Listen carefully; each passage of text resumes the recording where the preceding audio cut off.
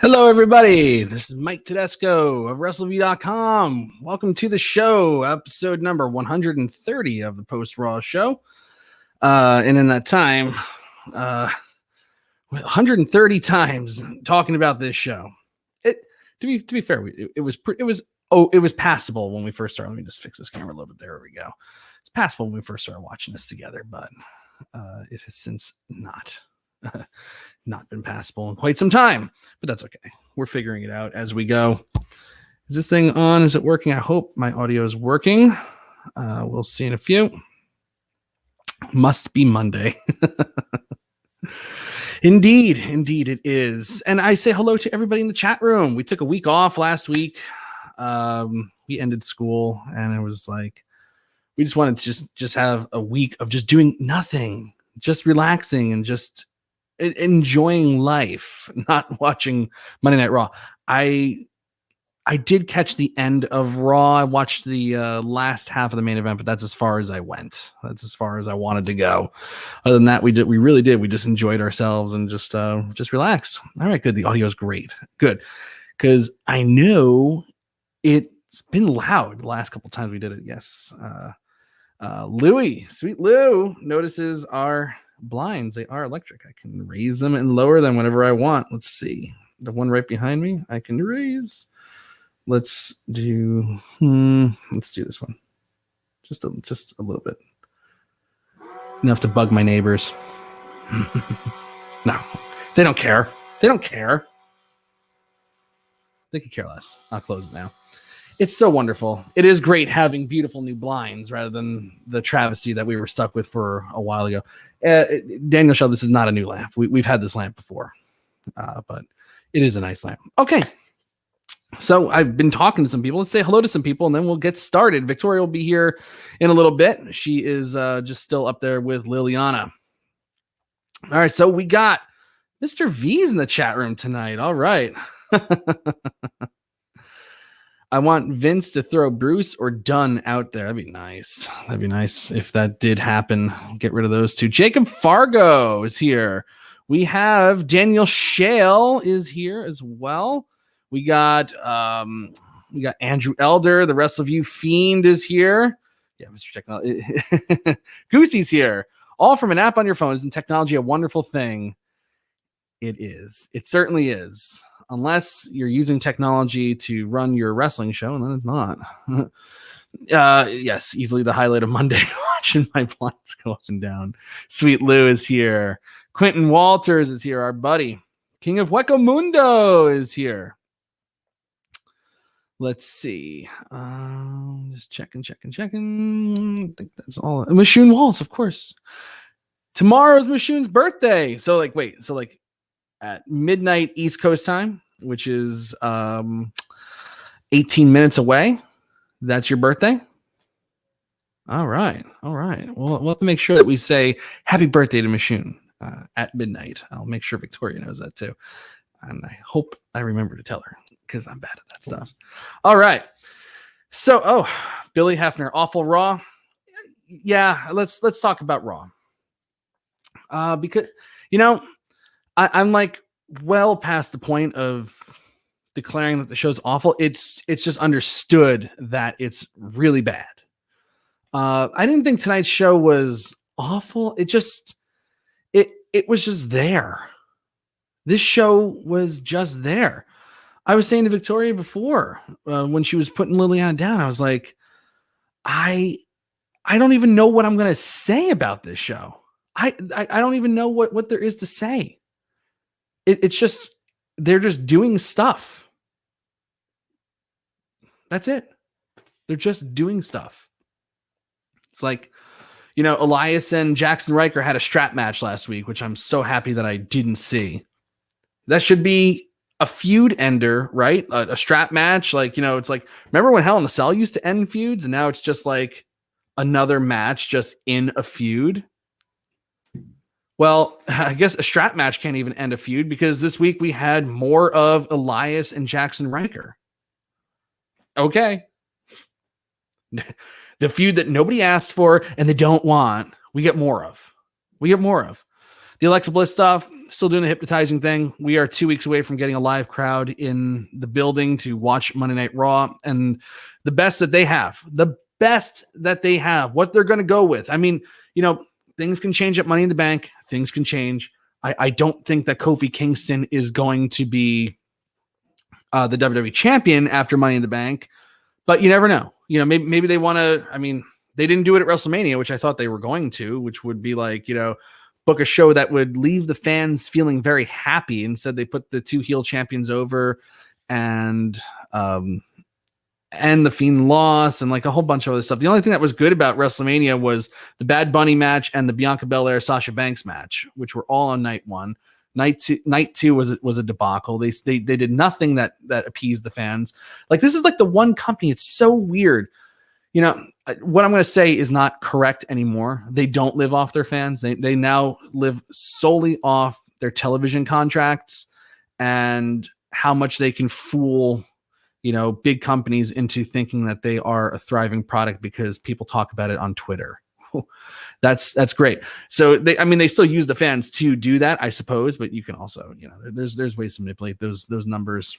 Like, I was talking to a friend earlier today, and they're like, I can convince you that, you are 95% more susceptible to COVID if you're left-handed, which is just like, it's bogus numbers because 5% of the population is left-handed.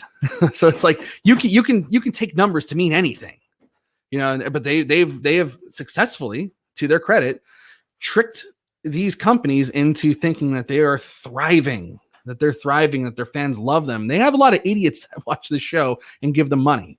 When they go back on the road, they're charging these idiots lots of money that they're paying for. I can't in good conscience even consider paying to go to one of these shows. I mean, maybe when, in September when they're at Madison Square Garden, maybe we'll see. But again, we're not out of this pandemic by a long stretch. So I don't know, if we'll be wanting to go out to a show on September 10th, but we'll see, we'll consider and all that stuff. But for right now, they a year and a half, they haven't needed their fans to make. They haven't needed their fans to make money. They've been living off their television contracts. So what I'm saying is, not correct anymore when I say that this is the one company that lives off of fans, which they used to live off their fans at least, that openly just despise their fans. They don't want to give them what they want to see, but I mean, granted, sometimes when they do give them what they want to see, the fans are shit anyway. People are very fickle. But for the most part, it's like, when they give the fans what they want to see, they give them their version of what they think they want to see, rather than just like, letting things just be organic and all that good stuff. And it doesn't work out. Sometimes that's what turns them, but anyway, we'll talk about that. I got Victoria here. Finally, Victoria. Hello. There she is. Let me switch her on the screen over here. There she is. Now she's over there. I couldn't find wait, hold on. I can't find you guys. What do you mean? Well, oh, here it is. I was like, where is it? Yeah, it's right there. There it is. Okay. All right. Hello, everybody. Hold on one Indeed. second. I need to fix my camera just slightly. There you go. Oh, good. Right? Very nice. Better? Okay. Looks good. All right. Looks good. Okay.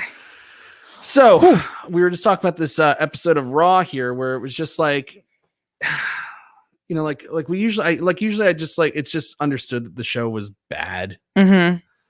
But like tonight, like you can't even say it was bad. It's just, they're just going through the motions. Now, a lot of people are saying, just wait 2 more weeks. They're holding out for the live crowds, but we're going into live crowds on 3 brands, NXT, SmackDown, and Raw, right, with world champions that are almost the exact same. They all share similar characteristics in one way or the other. All 3 of them are strong. All 3 of them are big.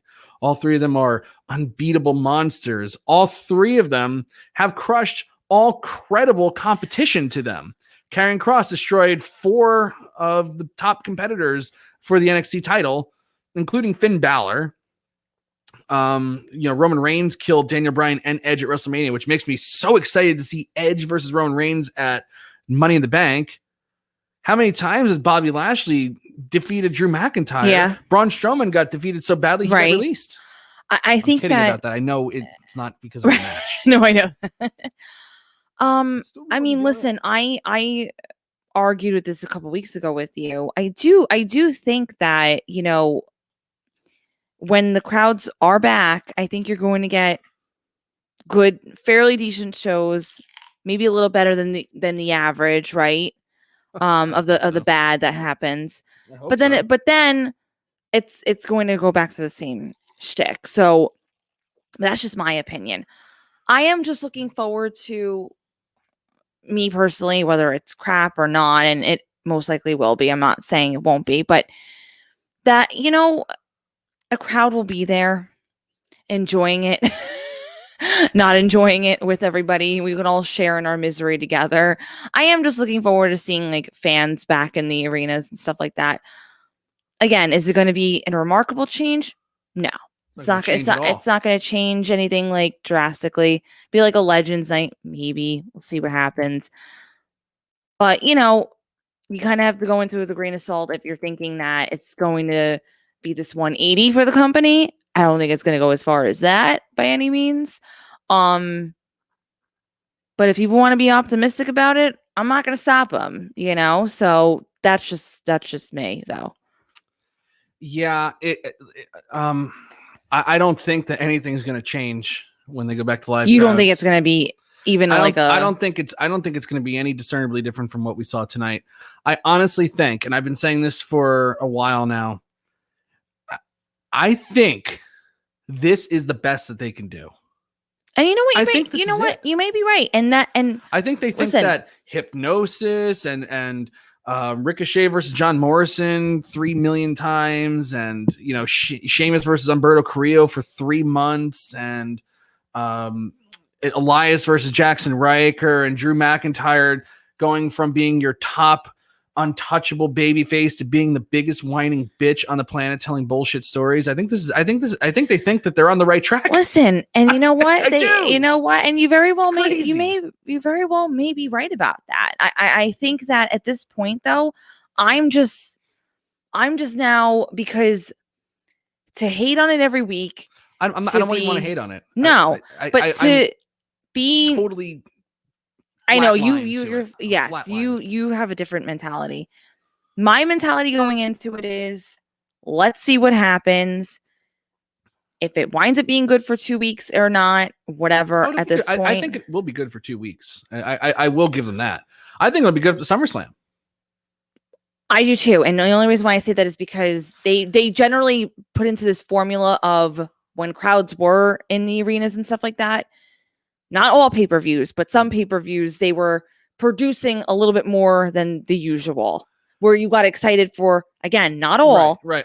Some. I mean, who could forget when you and I were in Philadelphia for Extreme Rules, that they sent Brock Lesnar out there to cash in Money in the Bank on Seth Rollins. Right. And who could forget when we were in Philadelphia at the very last pay-per-view to be shown to a live crowd before WrestleMania 37 this year. They sent The Undertaker out there too to chokeslam AJ Styles, and they had some pretty cool little surprises on that show as well. They do go the extra mile sometimes when the crowds are there, but then I have to point you to WrestleMania 37. Right, absolutely. Their first time in a year. Yes. In a year. No, you're right about that. And they did not do anything. I'm not other saying than you're on wrong. Night one to make the crowd happy. I just think that, you know, if you're going to continue watching this, and again, this is advice to all, like, and you know how we always tell our listeners, don't watch Raw, we'll recap it for you. You know what I mean? Mm-hmm. Maybe people that need to be at the point of like, watch it with the crowd for the curiosity factor, which I think that's going to be a lot of curiosity factor. Definitely. But then go back to letting us watch it and recapping it for you at this point. Yeah. Really. And then you know what? I mean, there's friends of ours a long time ago who've strictly watched pay-per-views now. You know, like but they don't even watch pay-per-views anymore. No. Like I know people that were diehards that would watch every week. Then they moved to catching a pay-per-view now and then. And now it's like, maybe I'll watch WrestleMania this year. Right. Maybe I'll check out SummerSlam. Yeah, right. Exactly. And you know what? That may be I think that's happening a lot now, even more so, just because just the viewership in general. But I would love to just, even if it's 2 weeks, just get 2 weeks. And I know it's a cop out. Like, I know that's like a bad mentality to have. And like, even for them, right? Like, you should be trying to put your best foot forward no matter what, and regardless of big show, not crowds, whatever. But I mean, like, even like, I mean, like, look at this company. Look how many people that they've released, and they've released spouses. I think morale's so down. It feels like like when I watch this show, it's like, like, I mean, for some of like the larger programs, I guess, like Drew McIntyre, I get Bobby Lashley, Riddle and Randy Orton, which is a pretty good thing. In the New Day, like on this show, it feels like almost devoid of all passion. It's like the Miz is just going through the motions. John Morrison's like doing this thing that's just dying. They are. Ricochet is trying desperately to tap into a well of personality that doesn't exist. Yeah, it's crazy. It's crazy. Oh, I want to definitely want to give a shout out to King of Huecamundo here. Prayers go out to his brothers that he lost in the Iraq War from 2001 to 2009. Rest in peace. Indeed. Oh, my goodness. Never forget that there. I mean, we're talking about wrestling, which is silly. It's a silly thing to get all up, riled up, all riled up about, and it's like, honestly, like, like everybody thinks that like this like ruins my life watching the show. It does. Like as soon as I'm done with this podcast, I completely forget about wrestling at this point. Like the best thing, one of the best decisions I ever did this year was, or in the last couple of months, actually it's been a while now. It's been almost 10 months, was to stop doing news. When I told Paul that I just couldn't do it anymore. I couldn't do news anymore. It was just wrecking. It was just like making me go crazy. Like having to be involved in wrestling constantly. But it's silly. It's like, this is like a silly thing, but like there are people out there that fight for freedoms so that I can do stuff like this, that you can do stuff like this, right? So that you can listen to stuff like this. And a lot of them make the ultimate sacrifice to keep these freedoms that we enjoy alive. And our thoughts and our prayers and our hearts always go out to them. Every time I see somebody in uniform, I thank them. If I'm at Dunkin' Donuts, I'll beg them to let me like buy them whatever they're getting. Right. I love our troops. We have family that's in military, that's been in the Coast Guard. We love our troops. We love people that, I mean, because I couldn't do it. I remember in high school, I talked to, when they would send in those guys to try to recruit. I remember talking to them. One called me, and I made an appointment. I don't know if I ever told you this story. You definitely did not. But I made an appointment to go to the recruiting office in West Patterson, what was West Patterson, now it's Woodland Park. And this guy called me up, and I forget what he was. He was a colonel or something. I don't think they would send a colonel out to West Patterson or whatever, but like somebody was. It was like whoever was running the recruitment area. I'm actually shocked by this right now because I put my name on a piece of paper at the high school, and they called me when I graduated. I made an appointment to go down there, and I never showed. I was too nervous. You never went. I never went. I just knew I knew I didn't have it in me. I'm number one. I don't think I have an athletic bone in my body. Number two, I don't have discipline. Number three, I don't think I'd survive boot camp. If I'm being honest, and I love you, I don't think you would have either. I'd be horrible. I'm just being honest. You're very good at a lot of things. I would get to a battlefield. They'd look at me and they'd be like, okay, you're going to lead off. You're going to be on the front lines. Get this guy out of the camp. Yeah, no, and not even to make a joke, but you really would not make it too well. I'd have friendly fire coming at me. I think I don't think anybody would want me in the trenches. No. But yeah, but indeed. The only thing I wish that King of Huecamundo, we just celebrated Independence Day yesterday. This is a great country. There's a lot of division in this country. There's a lot of crap in this country that is just not great right now. But it's still a great country. We still enjoy freedoms. You know, we've been exercising our freedoms to argue with each other too much, but that's our freedom of speech that allows us to do that. But yes, indeed, God bless America. This is the best country. I think you have to, though. I know we said we were gonna not tone it down. I don't necessarily mean that as well. He actually did go to boot camp. Wait, I had to quit on day 2. He couldn't make it. I'm not athletic. Listen, at all. I give you credit for even doing 2 days of it. So 2 days of that, my hats off to you. You couldn't. This is an embarrassing story. You couldn't even work in your uncle's landscaping thing without. That was the most disorganized piece of junk fucking thing on earth. He couldn't operate a forklift. He took on way too much for just a 2-man crew. No, but Mike was in that was miserable. You were in a bad mood, and then I was like, "Such an arduous day." Yes. like I was driving home and I got a little testy with Victoria because it was just the most miserable experience of my life. You know, having to exert myself physically a little bit. And she's like, "I know you." Like when Victoria gets mad, she uses these really just words that you wouldn't use in a normal conversation. So it's almost like, whoever writes for Raw scripts Victoria's arguments sometimes. Excuse me. And she's like, "Listen, I know you had an arduous day." I'm like, arduous day? It's like the same person used to write Ronda Rousey's promos. Yes, I am sorry, I am the one who wrote Ronda Rousey's promos in the beginning. Good Lord. It was me. You caught me. But anyway, I mean, we love America here. We have our Christmas tree set up right now, which is decorated with ornaments that celebrate America because we are celebrating Christmas in July here. And we enjoy ourselves. We have a good old time. 4th of July. But thank you to our troops. Thank you to everybody who fights for our freedoms. You have to promise me, though, even though we said we're gonna we didn't really make this promise. I don't know why I'm saying that. I keep saying this. We're gonna recap Raw. You need to have a mic rant once in a while. I know, and I understand. You want to you don't want to I can rant. I can rant about the first match on the show. All right, I'm saying the real mic rant.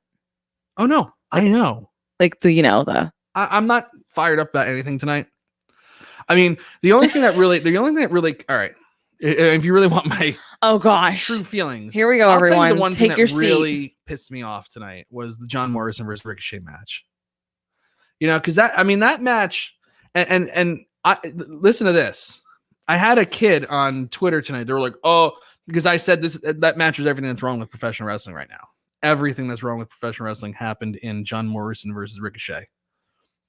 And the guy's like, "Oh, it deserves a rewatch. It was really good, and they sold throughout." I was like, "Sold throughout?" I said there was a power bomb into the barricade that meant nothing. Nothing. If you do a power bomb into the barricade, now, yes, it's a padded barricade. Do you think it'll still hurt? Yeah. Yeah. And it meant nothing to the match. That actually hurts. Ricochet was put into some real pain there. Yep. And it meant nothing. It meant nothing to the overall match. And so I said that to the kid. I go, powerbomb on the barricade means nothing. He goes, "Oh, well, it was a nice spot, wasn't it? It was a great way to go in a commercial break." Oh, we love our spots. So I responded to this person. I responded to this moron and said, "Well, I guess you've been watching bad wrestling for so long that you think that that's an actual argument." And he blocked me. Oh, I ain't insulting. Now I'm insulting because he's an idiot. But people are so soft now. You really are. Soft. You just rub people the wrong way. Well, he had no defense. So his only defense was to block. That's such a millennial bullshit 21st century thing. Like when Maurice blocked you? Maurice blocked me was the most ridiculous thing on earth. I cannot believe I love when you said you were like, I was like, "Oh no, look at yourself." You're like, "I can't. I'm blocked." the fact that I'm blocked by Maurice Ouellette still, or Maurice Mazanin, whatever her super name is now, like, is ridiculous to me. Absolutely ridiculous. Absolutely ridiculous. I agree. All I said, like, how many pictures by the pool do you have to take? Do you do anything with your day? Like, of all the comments, like, she gets thousands of comments. That was the one that did it. Oh, that one's not nice. It triggered her. It triggered her because she was like, I'm not doing it. Yeah, and then like her very next post was her doing something. Yeah. You're like, you know what's so funny? I still think to this day that she was like, "Oh, Michael, what do you think? Why do you think he said that to me?" It was like so absurd. But let me tell you why everything about John Morrison versus Ricochet sucked. Yeah, going back to the match. Okay, so last week on the show that I didn't watch and didn't recap, we didn't have to do a post show about, there was some spot that was apparently spectacular with John Morrison sitting on the barricade and Ricochet springboards off the top rope, hits a crossbody. They crash into, behind the barricade, obviously under a crash pad. You can see them rolling off the crash pad. Okay. But I mean, it's a cool spot, one that you definitely can't do once the Thunderdome goes away because everybody will see the crash pad. So that's a spot that can only happen in the Thunderdome. It was a spectacular spot. Spectacular. I mean, if you can ignore the fact that, like, I saw it and I was like, oh, wow, cool, crash pad. I mean, right. It's a flashy spot. If you're just flipping through the channels, and you saw that, you'd be like, wow. You're like, oh, okay, impressive. Cool, yeah, wow. I mean, and it got people talking. That clip on YouTube and Twitter got a lot of traction. Mm-hmm. And how did it's all in the follow up. And what was the follow up? Nothing. Not a single thing. Nothing. Yeah. Not even. They didn't even have their ribs taped. No, you're right. I mean, John Morrison could have his ribs taped? Yes. Are you kidding? You know what? Make it look, I mean, like, it ended the match. It was a double count out or whatever. Yes. Make it look like they were dead. Yes. Keep them off of TV this week. Sell that move. Sell it. And show replay after replay after replay of that spectacular moment. And build up to them coming back maybe next week and having a match. No, I agree. I do. Instead, they had a match tonight where it was like nothing happened last week. Nothing happened last week. I mean, they made sure to show you the friggin' replay while the match was going on. And while they're showing a replay of something that crushed, John Morrison's back and his ribs and all that stuff, they're working on the neck. They're doing a chin lock because that's all anybody knows how to do now. You gotta chin love lock, it. by the way. When it's time to rest, go to a chin lock. Go to that arm thing and just go like that. Be into submission. It's like there was nothing there. Yeah. And then John Morrison power bombs him onto the barricade. And when we come back, they're again doing the head and arm submission. Ricochet is kicking out of moves by using his upper body to bounce out of a pin because that powerbomb meant nothing. I have no idea. And then they tried to do another spectacular spot, which again, like at this point, it doesn't. I don't even know why they're trying to kill themselves on a show where nothing means anything. This is what I've been warning about for years, and everybody's like, "Oh, Mike, you're so hard on like this stuff." It's like, this is why. Because they quite literally have to kill each other to get anybody interested. Yes. And maybe remember it past 5 minutes. I don't know what they were trying to do off the apron tonight. I think Ricochet was going for a crossbody and John Morrison was going to backflip and do like a backflip world's strongest slam on him or something like that. Well, they completely botched it. Ricochet landed on, right on his face. Mm-hmm. And at the end, it's just like, haha, gotcha. And then now next week, we're going to do a Falls Count Anywhere match. And you think anybody will be selling that move? No. So nothing means anything. Yeah. And what's bad about that is it's an easy storyline.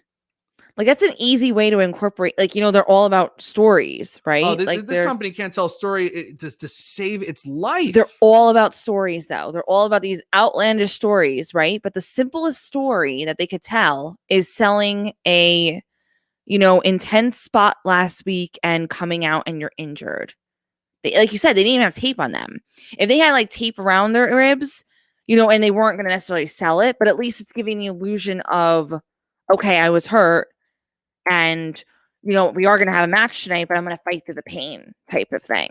Right. So that have them hobble. Right. Have them try to something. Make it seem like that's an easy story though. It's such an easy thing. You know what? Good it really for is saying that, because it is. It's an easy story to tell, but they're they can drag it. They're looking at the trees and missing the forest here. Mm-hmm. They can drag it out. Or vice versa. I got that reversed.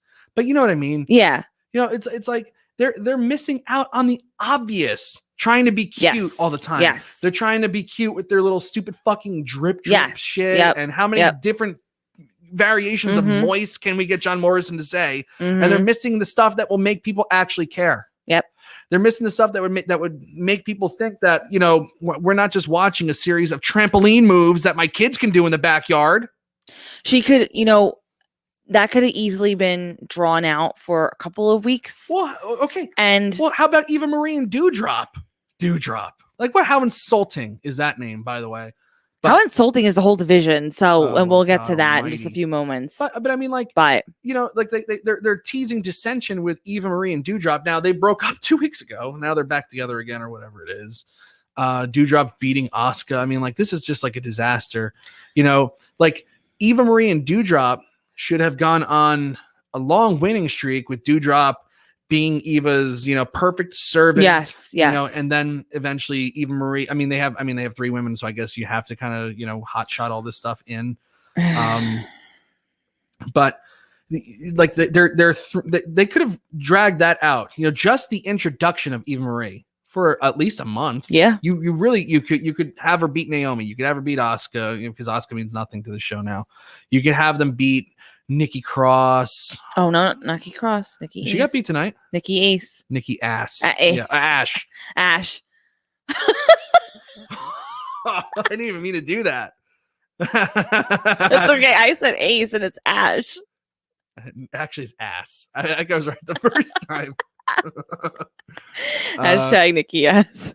I mean, and then they could have I don't know. They could have just brought in a local wrestler from Florida and just had Dewdrop sit on her and beat her. It's because that's what they're doing, cannonballs and big splashes and stuff like that, because that's all big women can do. So so we might as well have her sit on her. It'll be great. Anyway, and then maybe you can start teasing dissension. Maybe she gets kind of offended, after the 5th time that Eva declares herself the victor.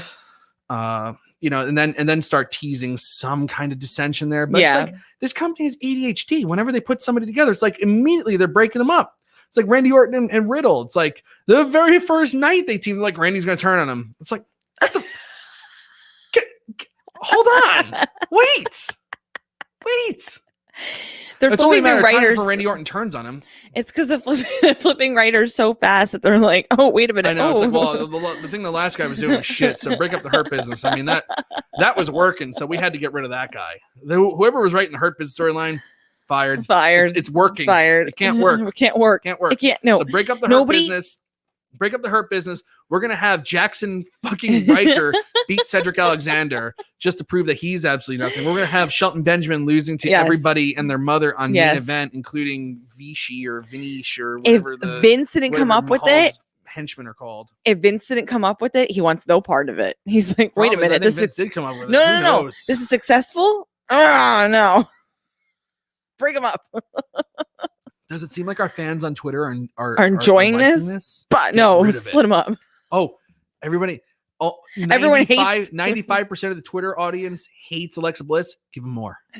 I'm telling you, this is the one company that lives off their fans that openly despises them. They do. I mean, Vince so many words have said it. Hold on. Instead of giving the people something that they'd want to see. I mean, imagine the movement, by the way. Imagine. Like there have been times that they've fallen into something that they didn't expect. Yes. Yes. Otis, you're Daniel right. Bryan, Right. Many other things. I don't know why I'm talking like Donald Trump right now. I don't know why you're talking like that either. What the hell? But they've slipped on a banana peel and fallen into some really good things, and they didn't go with it, or they give you their version of what they think you want to see. or they give it to you for a little while and then they take it away again. Like, oh no, it's like, and then you have Triple H go on a fucking conference call and say, oh well, people have got to stop trying to guess the storylines because it's ruining it. It's like, how about give us competent storylines? Like, they're so busy trying to swerve. Nobody should have to guess anything, though. They're so busy trying to swerve everybody that they're not even writing competent television. They're writing television as television's airing for that night. If this was a regular TV show, it'd been canceled a million years ago. Oh, absolutely. The only thing that keeps them going is the wrestling. The only thing that keeps them going is that live atmosphere of it. But, and it's wrestling. But like any time.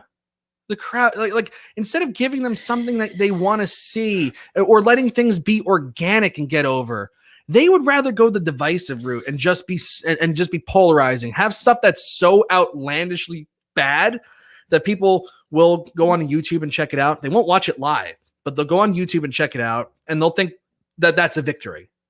They think that that's a victory. They think like, oh, the Alexa Bliss it is for their social media accounts, but not anybody else. The Alexa Bliss stuff is so ridiculous.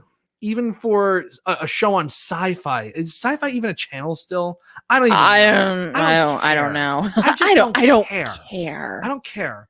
But like that stuff sucks so badly. The Fiend with the red light sucked so badly, and people hated it. Live crowds hated it. People in the watching in the Thunderdome hated it. I am very surprised that people on Twitter hate it. It's like they get the feedback, but instead of giving them something that would actually entertain the masses, they want to just be polarizing. They think that that bad press is good press. Can I propose a question to you? Imagine, you collect more flies with honey. Just maybe try making the fans happy every now and then. Can I propose a question? Remember in 2018 in December? Talk about ADHD right now. I'm trying to ask you a question. That's why. You can ask me a question when I'm done. Remember in 2018 when the ratings started getting real shitty? Yeah. I remember everybody's like, oh, well, the ratings don't mean anything now. Meanwhile, the ratings got so bad that Vince and his stupid family had to come out and say, yeah, we know everything's been bad, and we're gonna kill Baron Corbin now, and we're gonna change the course of the show because everything sucks, and we're gonna listen to the fans more, and you're gonna have more of an voice in the show, and we got Kofi Mania, and then they booked Kofi like the shittiest champion since Rey Mysterio. Like, for Christ's sake, what's your question? Okay, and this is a very serious question. So, I think if it weren't for the money, right? I'm sweating. If it weren't for the money, Vince would not have fans. Where's the question? That really actually wasn't a question. Do you agree with me? Yes.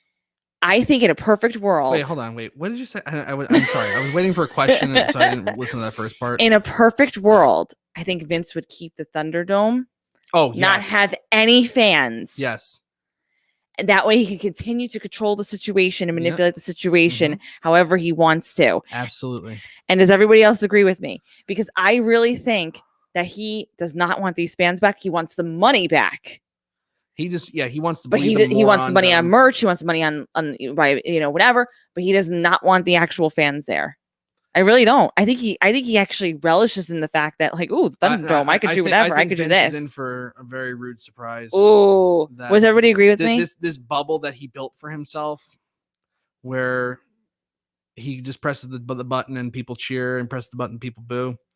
I think they're still gonna keep the boo and cheer buttons. Yeah, but I hope they blast them through the speakers. Keep going to suppress the live crowd.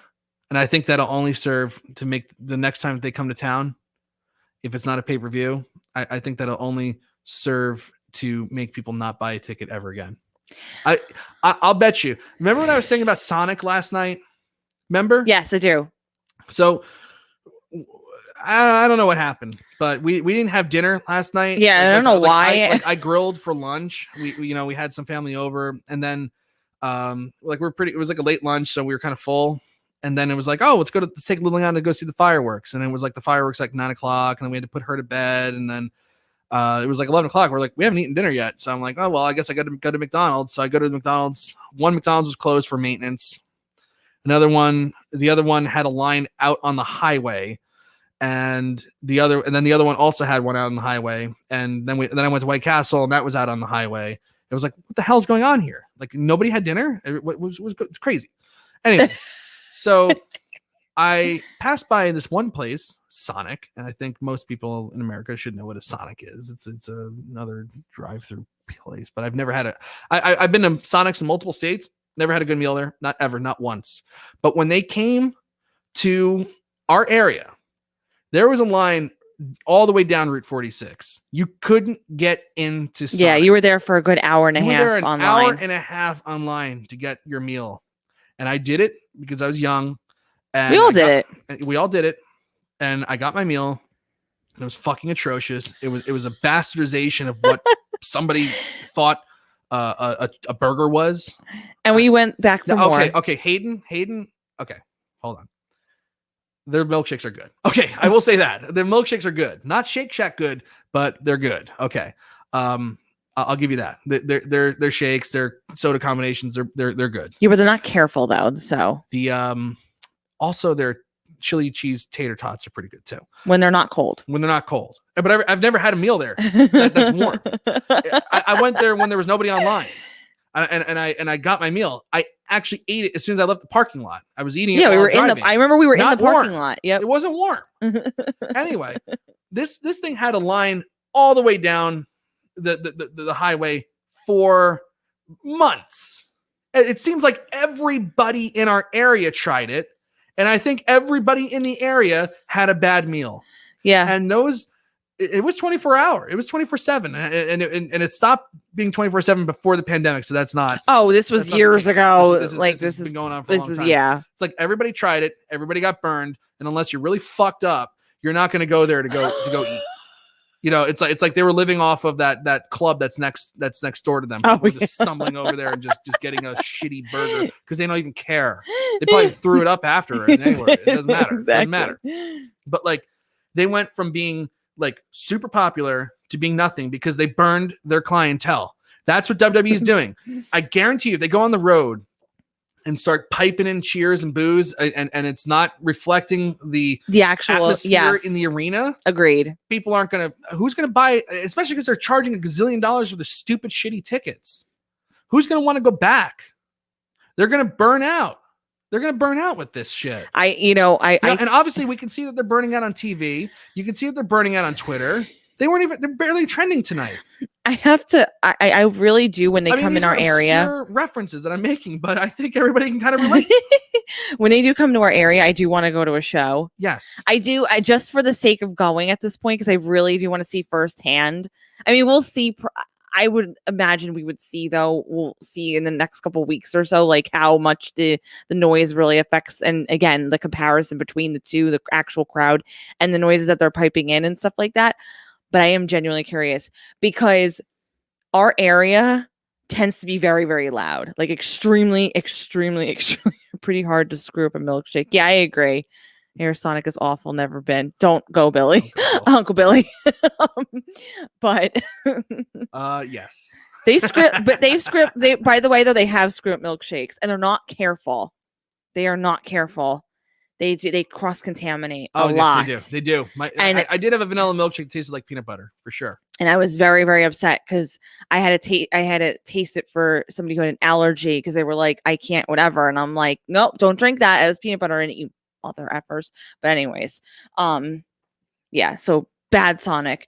But I do agree with you. What show when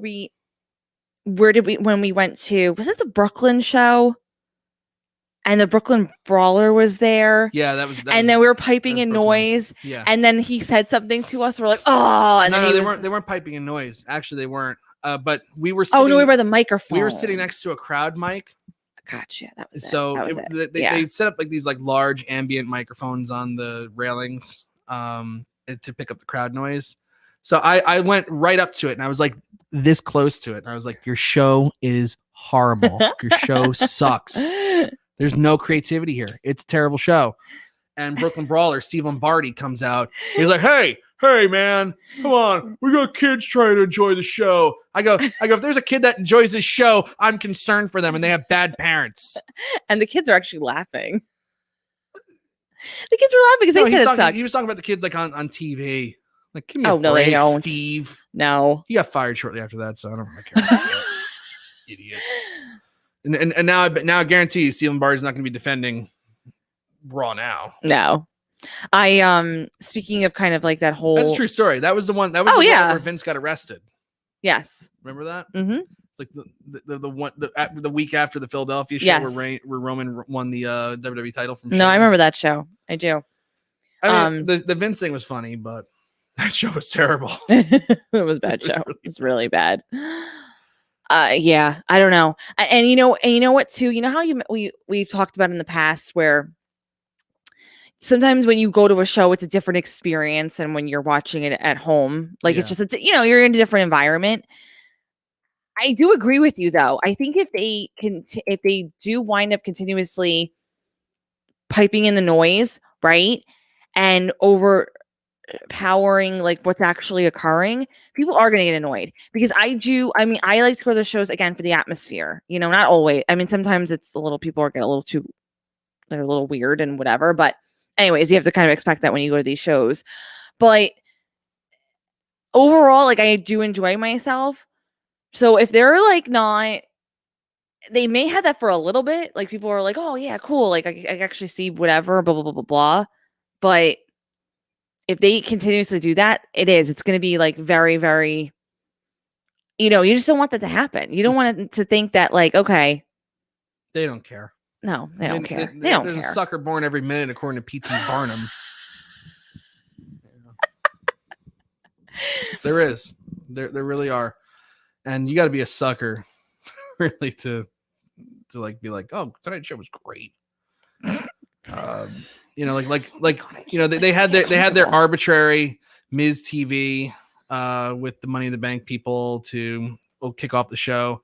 And I mean, they even poked the one thing I liked about that. I mean, Matt Riddle was the absolute star in that segment. He was pretty damn funny. Oh, he was absolutely. And him sitting on the ladder because, like, remember that one year where it was like leading up to Money in the Bank, and they kicked off the show with everybody on top of a ladder, sitting on top of the ladder. Remember that? Yes, I do.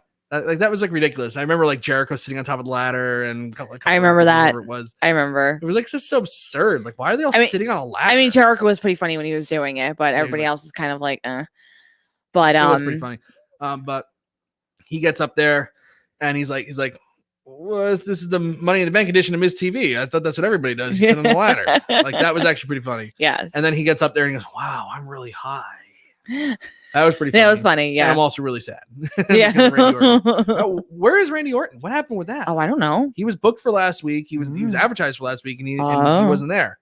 And this week he wasn't there either. No idea. I'm a little concerned about it. I mean, I'm not concerned a lot because they keep mentioning his name, but I'm wondering if he's injured or if there's something going on there. I hope he's okay. But because it's odd. It's definitely odd, but the fact that they're saying his name on TV doesn't mean he's getting fired. Like, I don't think Miz, by the way, Miz was feeling it tonight, just in general. Miz is just like, he's overacting so bad. Well, his dog died too this week. Oh my God. Who cares? Like, that's not affecting his performance on TV. Come on. Wow. Oh, his dog died. Mocha. He's a professional. But Mocha is part of the family. I like dogs as much as the next guy. But he's not going to go into work and be like, oh, I'm too depressed to play my character. That's what he gets paid for. I think he was a week off. I think he was a little depressed. I don't know. I was depressed watching this. He's so, but he's been doing this way before Mocha died. He's overacting way too much. Overacting. Leave Miz alone, okay? Oh my God. Don't speak about him this week. He was overacting. I'm sorry. But you were saying that he wasn't into this. It's like, yeah, I mean, he's injured. He got injured in a match with fucking zombies in it. I'd be not into anything this company's doing either. I mean, think about that. Think about it. Injured in a match that featured zombies, and he got eaten after that. And he has to come back from that. Oh God. Anyway, so the opening segment, aside from Matt Riddle, was just your paint by numbers. Nothing wrong with it, just there. I already told you about how Ricochet and John Morrison killed professional wrestling. Nikki Ass. Okay. Okay, can I talk about this? Please. Okay. The only thing I want to say is, before you get there, Yes. Ash, ASH, almost a superhero. This is like Doug Marcaida on Forge and Fire saying that Keel, Keal, stands for keep everyone alive. It's like A and L are like when you make like an acronym, like it's like they each letter means something. I know. You can't like take the A-L from alive and try to anyway. Like this thing, almost a superhero. It should be Ash. Almost a no, it should be as. 2 A's and an S. Almost a superhero. Because superhero is one word. As. And that's what this is. Ass. And my favorite, their go-to trope when something sucks, it's like, well, it's gonna be uplifting for somebody. And then you're gonna have somebody be like, I was thinking of I was gonna run away from home, and then Nikki Cross dressed up like a superhero and made me realize that life is great. Why is your hair like that? Because it's stupid. Because this whole thing is stupid. That's what they do. It's like, oh, we're gonna dress you up like a superhero. It's gonna really make people feel good about themselves. Yeah, because they're not doing that. That makes me feel good that I don't have a job where I have to dress up like a fucking asshole. Like she almost spit out my spit just like I feel very uplifted by Nikki Ass. I don't have to dress up like a douchebag. Yeah. That made my life better. Yeah. That made my life better. By watching her dress up like a fucking idiot. I feel better about myself. You do? I'm so happy. I feel so much. I don't have to dress up like T-Bar and Mace. I feel great. They uplift me too. They uplift me. T-Bar and Mace. Their face paint uplifts me because I don't have to do stupid shit like that to make a living. It's awesome. So cool. You're so cool. So cool. I feel uplifted. I'm actually uplifted by almost everybody on the roster, if that's the case. Nikki Cross dressed like an idiot. I'm uplifted. T-Bar and Mace look like idiots. I'm uplifted. Well, I can't. Everybody uplifts me. Well, but that's their favorite trope. Well, they're gonna be really motivated by that. Yeah. If you're motivated by that, then you were also inspired by your elementary school principal. Like, give me a break. It's like, oh, I couldn't wait for that graduation. Oh, come on. Well, okay.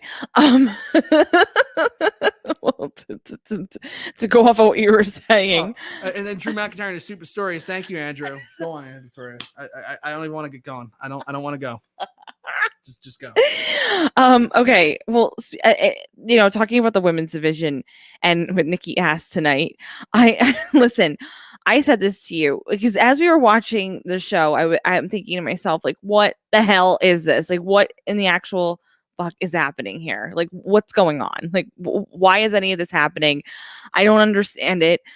I was like, is she really Nikki Ash? Is this really as almost a superhero? Whatever. And I'm like, what is going on? Like, what's happening? I don't understand. Right? Yeah. Right. I would normally not care. I would be like, fine. If they want to go with the whole angle of like, oh, this is going to motivate somebody. This is going to be whatever. Like, fine, go with that. See if I care. I don't. The problem that I have is that we have literally no women in this division, like literally none whatsoever. Right. And this is what they're producing. If you had a whole bunch of strong women, like, everybody was really deep into their characters. Everybody was like set apart from each other. The division was on a strong trajectory, part of that whole women's evolution thing. And, there was some time that we thought like, okay, great, fantastic, awesome. Oh, thank you. Great, fantastic, awesome. This is cool. If you had like one crazy character like Nikki Ash, who was like this superhero, fine. Who cares? Like, if all the elements and everything else was good, who cares? Seriously, who cares? Like, let it happen. Maybe a kid in the audience will enjoy it. Maybe some child will be like, oh, that's cool, they're a superhero, and actually believe it and be, again, uplifted. fine. I have no problem with that at all. But because everything else is crap, that's where it's like, no, this is not the character direction we should be going in during these times of a lackluster women's division, a lackluster roster. Do not do something like this. Do something of substance, of meaning, that's cool, that's edgy, that will get people into the women's division, that No. Do something like that as opposed to this shtick. If everything else was fine, no, I have no problem with the superhero. I have no problem with the crazy lady thinking that she's a superhero and that she's gonna whatever. But because everything else is crap, not the time. Not the time. No. Not the time. There's nothing good about it. I didn't say it was good. You don't are you understanding my point? Yes, I understand your point. I hope so, because I don't think you do. Like it's if a child liked it, if there were a few kids, fine. That's great. Great. But we're not the time right now.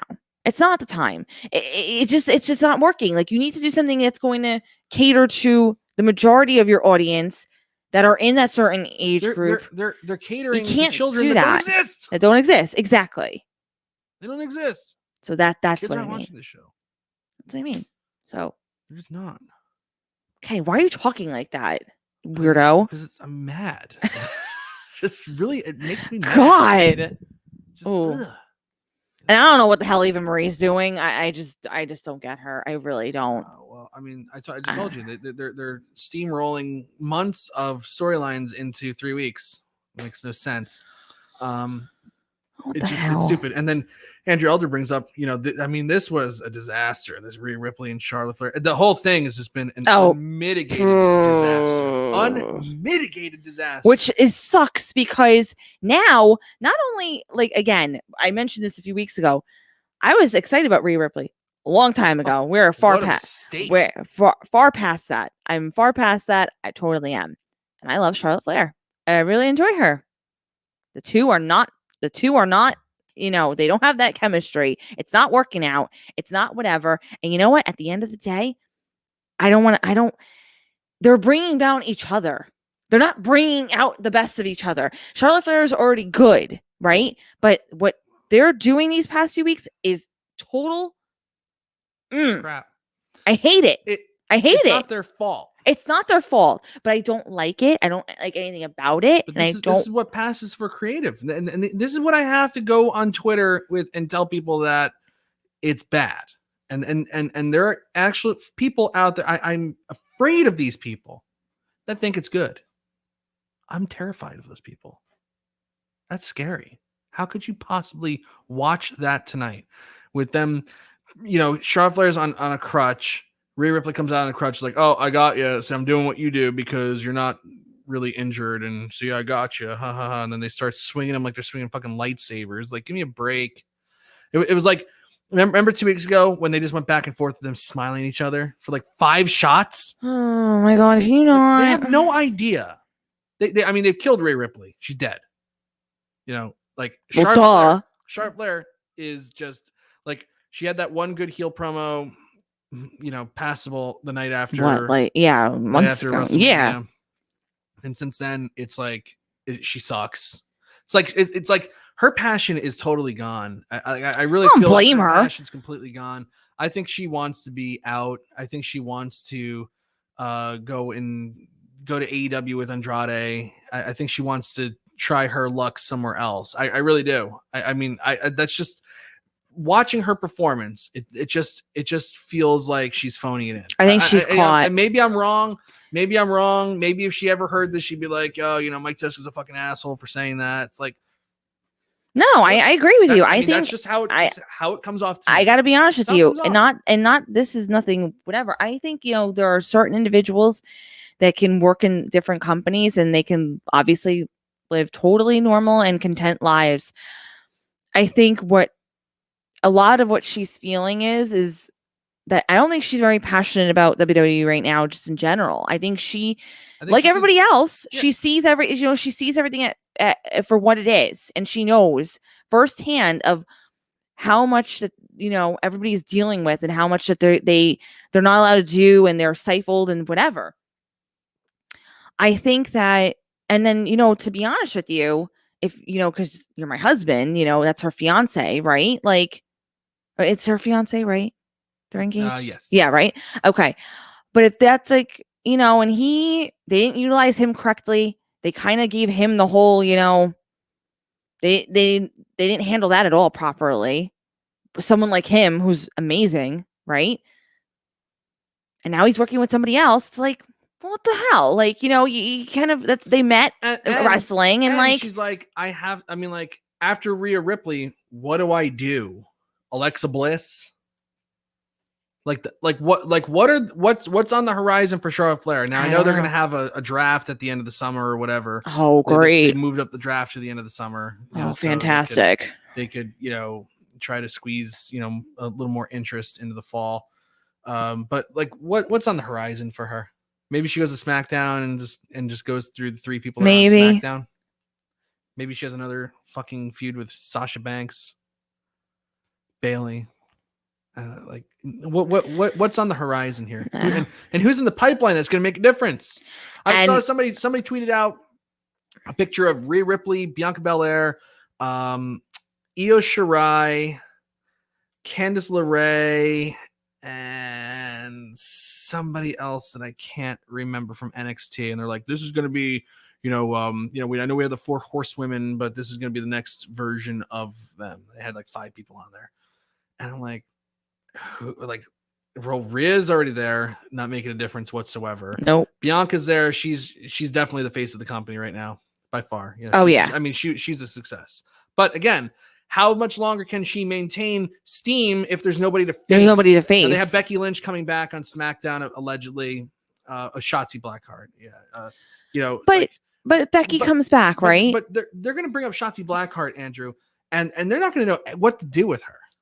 She's green hair. Well, we like them all to smile. That she has a unique look, but you have to have a personality like everybody else. Like what they did to Rhea Ripley. They're not going to know what to do with her. Yeah, exactly. Andrew saying Vince wouldn't get Shotzi, no question about it. It's like none of them are going to make a difference. Like Candice LeRae, she'll come up. She'll be, it's like Zelina Vega came back. Zelina Vega came back on SmackDown this past Friday. No clue why anybody's excited about that, number one. Number two, somebody who was crying about unionization in October when they were clamping down on Twitch is now saying like, oh, I tricked everybody, I'm back, and the wrestling journalists are douchebags, ha ha ha ha ha. Well, it's like you weren't fucking saying that when you were trying to get your union thing off the ground. Oops, that didn't work out. Oops, your OnlyFans didn't work out. Oops, your stupid Twitch account didn't work out. Oh, now you're back, and now it's like, oh, dirt sheet writers are scumbags. Screw you. And then, but she comes back, sells her soul back for a stupid contract, and Aleister Black will be re-signed soon, and she loses her first night. Right. Loses. Right. Right. Huh? And to go back to your point about how does that? How do you get anybody over like that? To go back to your point about Becky Lynch, right? When we're actual just Charlotte Flair and Becky. Who does she have to face after this, right? She does her whole thing with Rhea Ripley. Becky Lynch comes back. We've seen that before. Like, so the things that, potentially could happen for Charlotte Flair, it's already happened. We've seen that. We've seen her on Sasha Banks. We've seen her on Becky Lynch. We've seen her with Asuka. You can't continue having the same thing over and over again. It's like, oh, well, there's opponents for not really. I mean, there was that one image. Was it because of the Money in the Bank? That one image of the women's division. We're like, that's literally the entire roster. Right there. Yeah. The 8-woman tag. It was like, other than Rhea Ripley and Charlotte Flair, that's the entire women's division. It's really sad. It's really sad. That's it. And anybody who comes up, they're going to be a version of everybody else, not anybody else who. Right. I know. So and Brian's 100% right here. I mean, we were talking about it. I didn't understand why they had Becky Lynch dressing up like Elton John, like at the end of her run before she got pregnant. Like pregnancy was the best thing that ever happened to her because they had killed her dead. Now let's talk about another one that killed dead with Drew McIntyre. Oh man, like what the hell? He came out tonight in the opening segment and he's claiming that he's. I like he's claiming. I'll just say it that he's a distant relative of Davy Crockett now. I said this before to you. From his Aunt Mabel McIntyre. He is turning into, that one family member. And then he said that his sword came from the Loch Ness Monster's tooth. It's like, yeah. That one family member, everybody has them. Yes. That they have these, they come up to you, either they repeat the same story over and over again. Just be somebody, somebody that you work with. With those people too, right, that have exactly. A story for everything. Somebody who has this crazy story, or somebody who just either lies, or somebody who you're like, oh, here we go. They repeat this, or they repeat the same story over again. Like, he's becoming that person on Raw where like you're like, oh, okay, Uncle Drew, like, what are you gonna say now? Like, you know what I mean? You're like, what is he gonna say now? Like, what is he gonna say now that's like, okay, and what's relevant? And you're just kind of smiling, nodding, and you're like, okay, Uncle Drew, okay, Grandpa Drew, okay, or okay to that again, like Mike said, okay to that coworker. Right. Okay, Drew. Right. All right. Why are they turning Drew McIntyre into like the senile old grandpa that tells you bullshit stories? Right. That's why I said that's the family member he's turning into, that coworker, that whatever. You're like, oh, like you avoid that person because you're like, oh. And it's like if he was telling it with like a wink, wink, nudge, nudge thing, where it's like, I was at.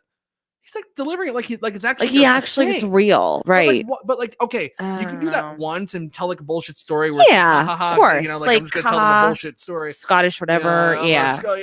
William Wallace, and I'm really David Crockett. Yeah. Anyway, I'm gonna kick your ass like David Crockett at the Alamo or whatever. It's like, okay, but like do it every week and did it twice tonight. I know. What the hell are they doing? And I mean, on top of the thing that they've turned him into like the biggest, like Bill Maher calls Donald Trump a whiny little bitch. They have turned Drew McIntyre into a whiny little bitch, where it's like, he agreed to not go after the title if he loses the last year, but still he got robbed, MVP, and somebody else got pinned in the triple threat match, and I got distracted by MVP at WrestleMania. It's like blah blah blah. It's like and now it's like he's not allowed to challenge for the title anymore. Yet he's in Money in the Bank because he wants to challenge for the title again, even though he can't challenge for the WWE title. It's whatever at this point. It's just so they're killing him. Yeah. Now, I did like his match against Jinder Mahal. I think if they do it right, and like Daniel Schell said, the key word in that is if they do it right. Yep. Yep. Which is, it's not a guarantee. That's not a guarantee. But like they have him stealing the Loch Ness Monster tooth sword or whatever. And like they're going to start like a little feud with them. I think it could be good. I think Mahal's motivated. I think he'd be motivated to work with somebody that he's close with. And I think it could at least get him going with Veer and Shanky. But like I like that stuff, but like just cut out get Drew McIntyre. First of all, he shouldn't be in the Money in the Bank match. He just shouldn't be. Like they should get him as far away from the title as possible and build up, desire to see him go for it instead of just like getting opportunity after opportunity after opportunity after opportunity and failing and failing and failing. Yes, he gets screwed, but they booked themselves in a corner now where he can't challenge for the title while Bobby Lashley's the champion.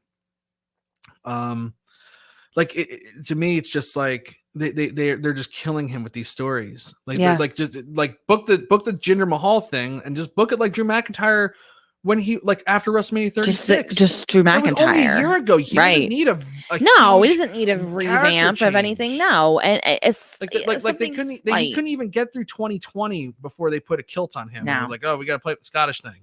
Yeah, he was doing the sword thing by the end of the year. It's like there was no problem with Drew McIntyre. No. That was the one thing that they were doing right. Right. There was no issue. That was the one Don't thing fix they were doing what's right. Yeah. And it's like, yeah, Bobby Lashley's good right now, but even that, it's not totally right. He should have the Hurt Business.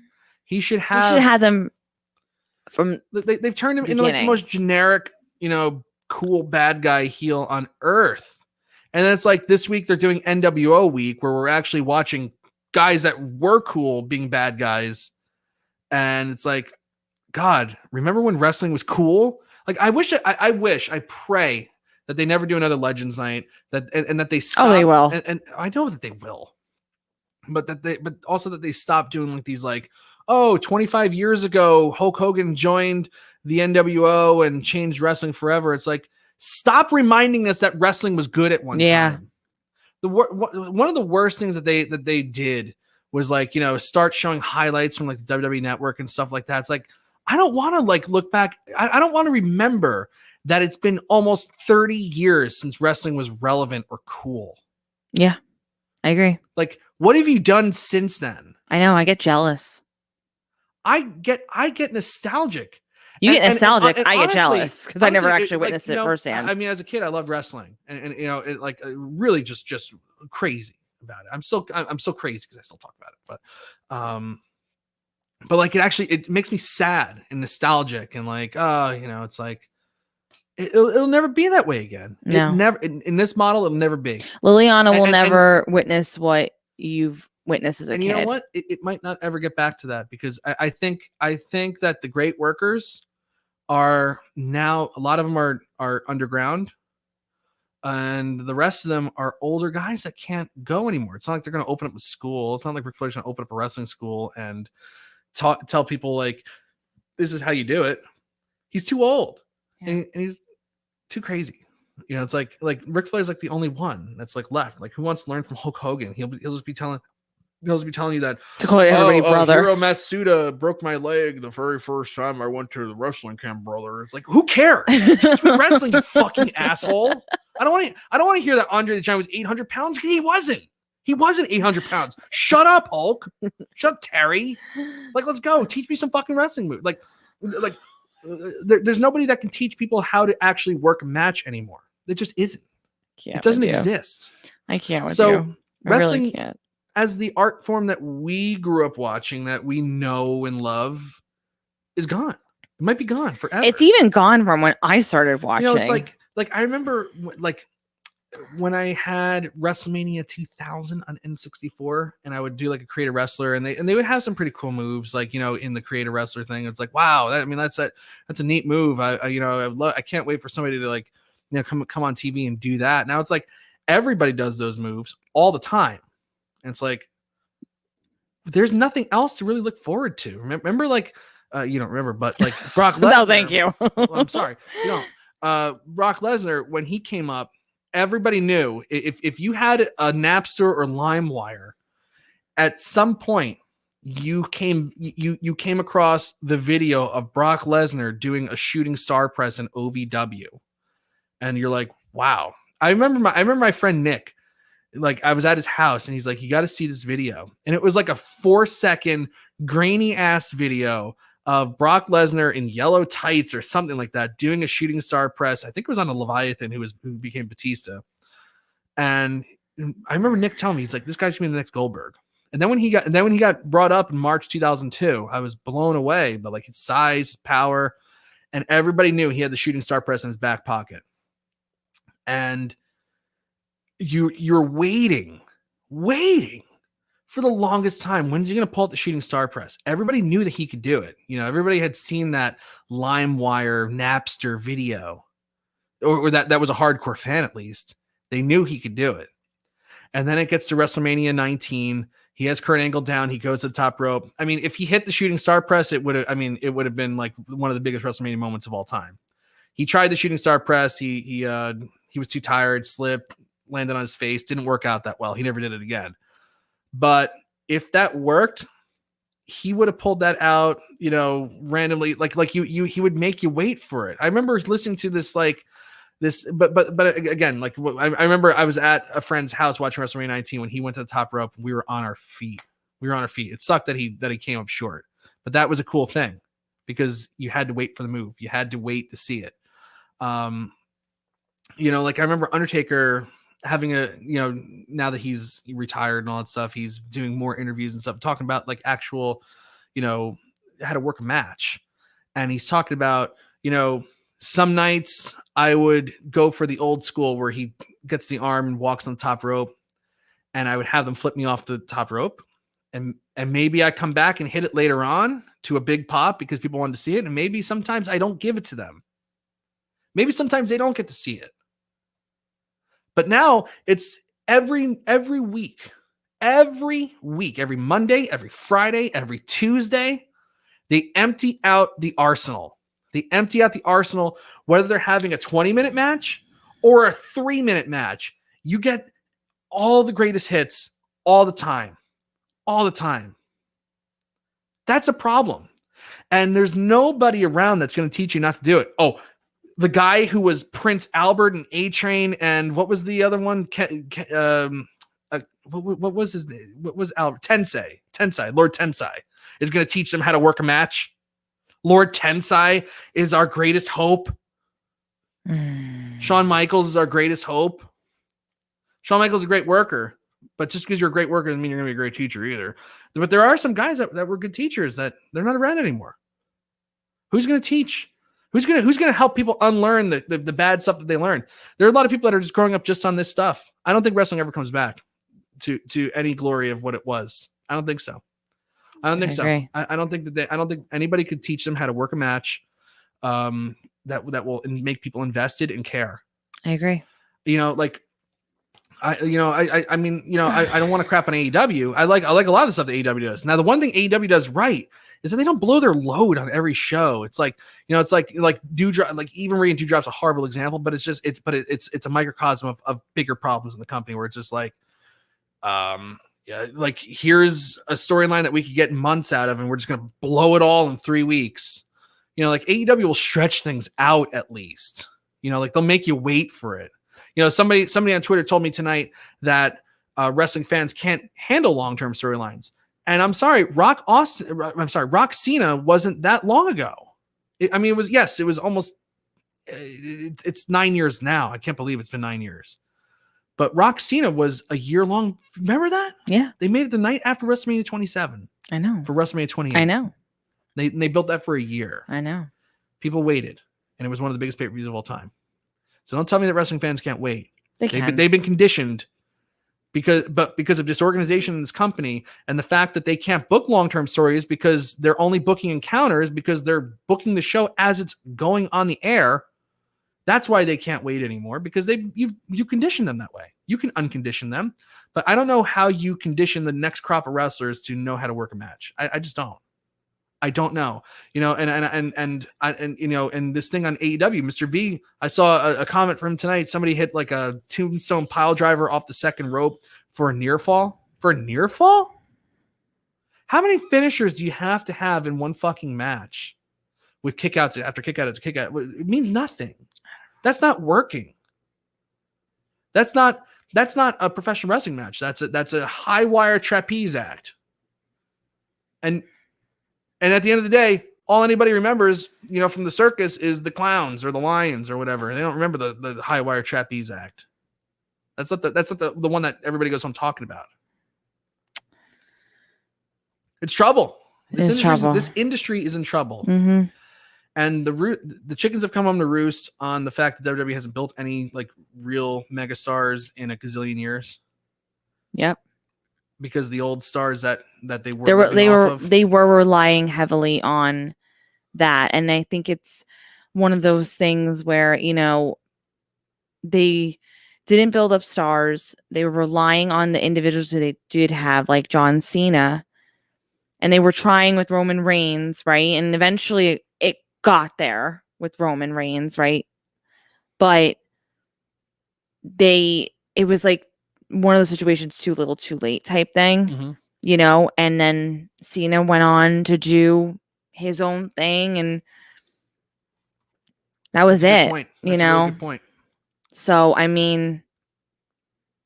you can't rely on things when you know that, especially for someone like him, who was dabbling into like an acting career and everything like else, he was you could tell he wanted to go into other things. He wanted to venture out, just like The Rock did, and Batista, so it's like, yes, all those individuals who, especially when you have the end all, it's the launching pad, especially when you have a goal in mind for yourself that, these are things I want to do, and it's good exposure. Obviously they were very good at it, but it wasn't forever, it wasn't forever. You can see, especially when somebody like The Rock, who really did it first, in my opinion, in terms of the best Hulk being Hogan was the first, really.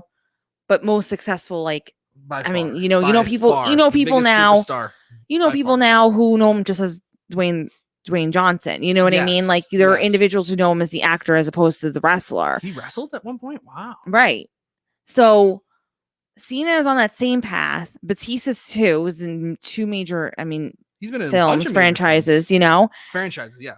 And it's like, you can't expect people, and you know what's funny? Cena kind of warned them. Like, I remember, like, there were being reports and him saying, like, you got to build up people. He's like, you can't utilize me. You have to remember that promo he did with Roman Reigns where he was just like, he's like, dude, I'm here for so long because you dropped the ball.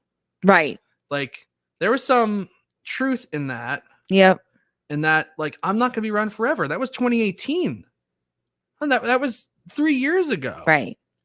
And like, it's just now that they got, it's like only in the last year, less than a year, that they've gotten Roman Reigns turned around as a heel that could draw money. But how much money can he draw if there's nobody for him to face? And they also didn't, because they have this picture in their mind of who they want to be. They're always trying to recreate the next John Cena. Right. They're always trying to recreate the next Stone Cold. They're always trying to create. You can't do that. You have to create people for who they are. And look, Roman Reigns was not John Cena. Right. And look what happens as soon as, like, his back gets against the wall. Vince goes back to what worked in the past, which, what really worked and turned his company around were smaller guys. Like, Austin wasn't a huge guy. Rock wasn't a giant guy. Like, Undertaker's a big guy. That's a big guy. Kane was a big guy. Right. They were, parts of that era. They weren't the stars, though. But he goes back to, like, it worked in the 80s, Hogan and giant guys, and, like, just big attractions. So it's like you get Omos, you get Bobby Lashley, you get Roman Reigns, you get Karrion Kross, you get, like, guys like that. He goes back to the safety blanket.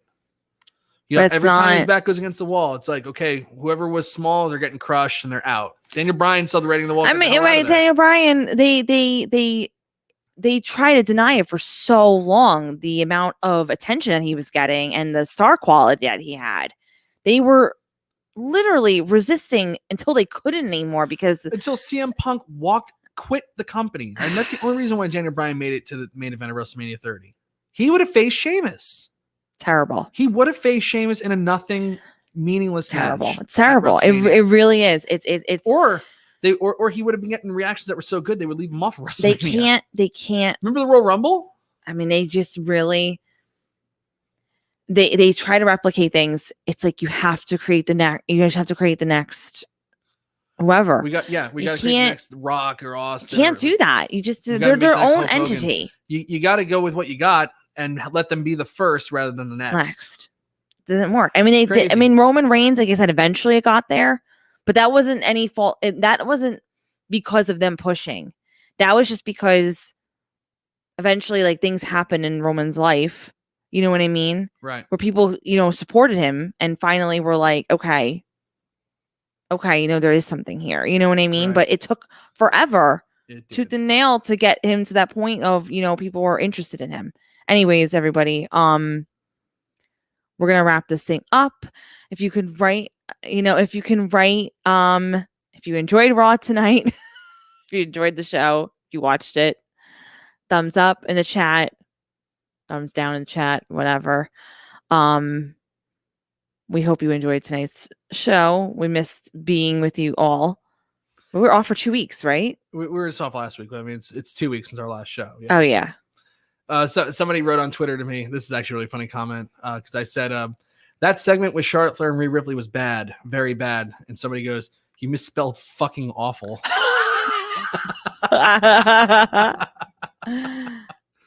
That's the line of the night right there. That's the line of the night. So people in the chat, do you give it a thumbs up or a thumbs down? Like I said, I'm just totally ambivalent to this show at this point. Like, I just went into it knowing it was going to be bad. You have to. And it was, so I'm not surprised. It's like they just gave you more of the same. It's like, on Twitter, That's thumbs down. 83% thumbs down. Yeah, and people right now, Machine Walls, thumbs down. Quentin, Quentin gave like 6 or 5 thumbs down. Mr. V wants to say, can we just say a pile of shit? Yeah, you can. Quentin Walters gives us 5 thumbs up. That's totally fine. Absolutely. Oh my God, Hunt! It's Machine Wall's birthday. It is. Now. Oh, happy birthday! Happy birthday, Machine! Happy birthday! Andrew Elder, Raw thumbs meh.